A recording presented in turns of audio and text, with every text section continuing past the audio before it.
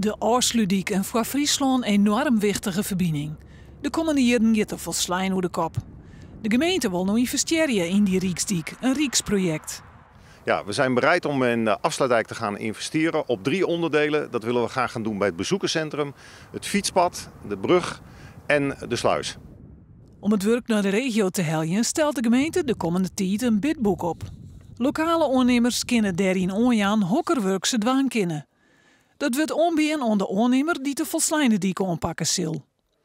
Het is de bedoeling dat en alles eromheen honderden banen opsmiet.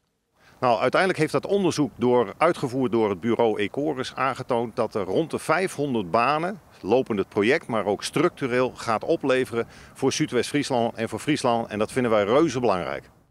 Het probleem luidt alleen in Den Haag. De minister moet uitsjoegen van de needzaak, de sluis en de bregen jeder en in één keer aan te pakken en te verbreden. In één keer alles. Dus werk met werk maken, dat is veel logischer.